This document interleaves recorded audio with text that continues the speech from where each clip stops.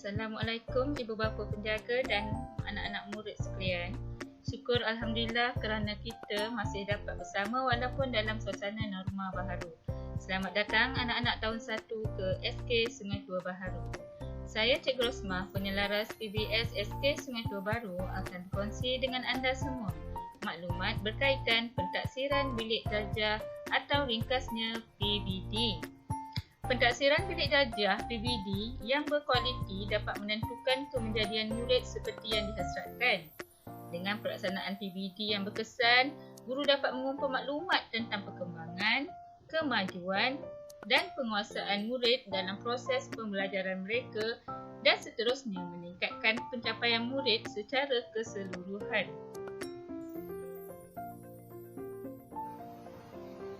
Pentaksiran berasaskan sekolah PBS merupakan pentaksiran holistik yang terdiri daripada dua kategori, iaitu akademik dan bukan akademik. Kategori akademik terdiri daripada dua komponen, iaitu pentaksiran pusat dan pentaksiran sekolah. Manakala kategori bukan akademik terdiri daripada dua komponen lagi, iaitu PAJSK dan pentaksiran psikometrik. Pentaksiran sekolah telah dikenali sebagai pentaksiran bilik darjah mulai hujung tahun 2016. PBD mengekalkan semua konsep pentaksiran sekolah dan melibatkan penentuan tahap penguasaan murid dalam setiap mata pelajaran. Berikut ialah rujukan surat siaran dan garis panduan pelaksanaan PBD yang dikeluarkan oleh KPM untuk Sekolah Rendah Kementerian Pendidikan.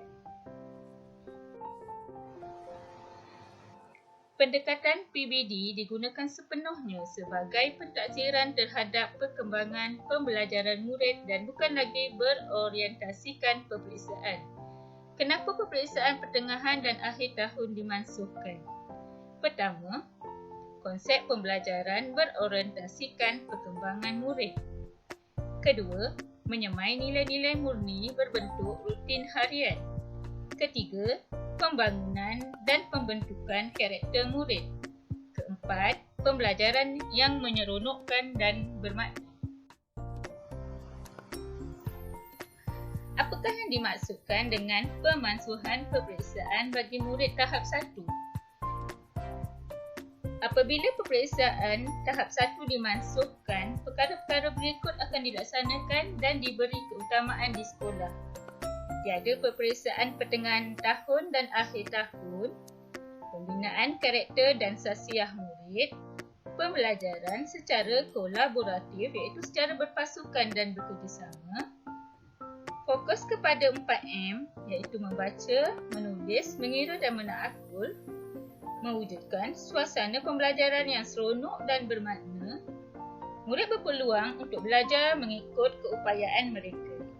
Nilai rutin dapat diamalkan seperti berakhlak mulia. Penilaian PBD menggunakan pelbagai kaedah yang dirancang dan dilaksanakan oleh guru.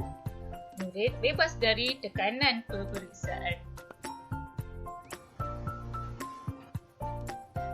Pelaksanaan PBD melalui aktiviti pembelajaran dapat mewujudkan suasana yang menyeronokkan, pembentukan karakter murid dan bersesuaian dengan perkembangan usia murid.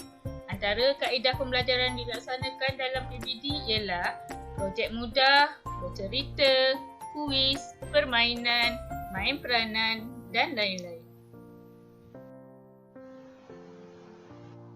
Pentaksiran boleh dilakukan melalui pelbagai kaedah pembelajaran.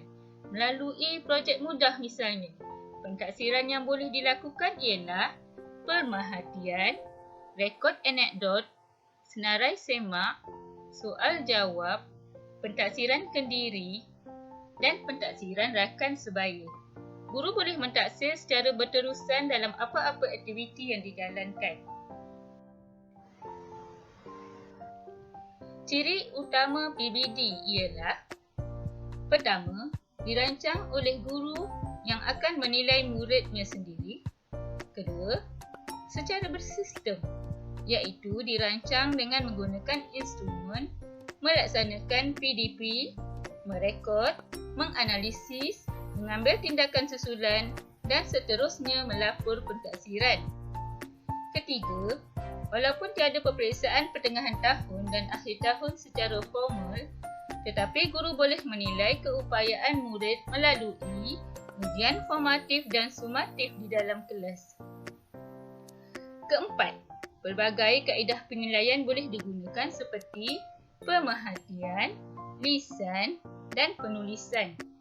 Kelima, penilaian PBD juga adalah berasaskan kriteria mengikut standard kandungan, standard pembelajaran, standard prestasi dan tahap penguasaan yang ditetapkan. Keenam, PBD menekankan perkembangan individu berdasarkan kemampuan dan bukan untuk membuat perbandingan antara individu. Ketujuh, PBD dapat mengesan perkembangan pembelajaran secara menyeluruh dari segi jasmani, emosi, rohani dan intelek serta kognitif, psikomotor dan psikologi.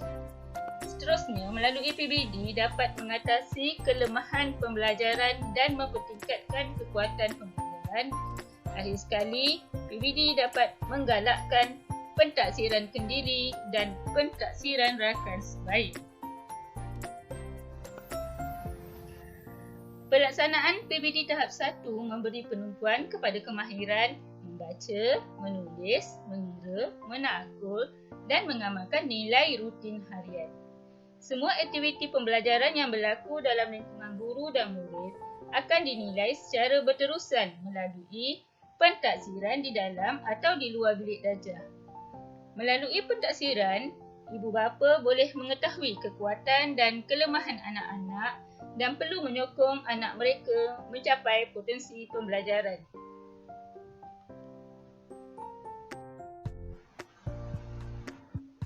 Penilaian murid adalah berdasarkan 6 tahap penguasaan atau lebih dikenali TP yang ditetapkan. TP1 bermaksud tahap penguasaan terendah. TP3 adalah tahap penguasaan minimum dan TP6 adalah tahap penguasaan tertinggi. Ini adalah contoh slip pelaporan pentaksiran bilik darjah yang telah lengkap dilaporkan oleh semua guru mata pelajaran hasil daripada penilaian dan pemerhatian guru-guru mata pelajaran. Slip ini akan dicetak untuk makluman guru dan ibu bapa tentang tahap penguasaan murid secara keseluruhan. Pelaporan akan dibuat sebanyak 2 kali setahun iaitu pertengahan tahun dan akhir tahun. Sekian, terima kasih. Semoga maklumat yang disampaikan bermanfaat untuk kita semua. Akhir kata, saya mewakili pihak sekolah mengharapkan kerjasama ibu bapa penjaga untuk kita sama-sama membimbing dan membantu perkembangan pelajaran anak-anak ke arah kecemerlangan.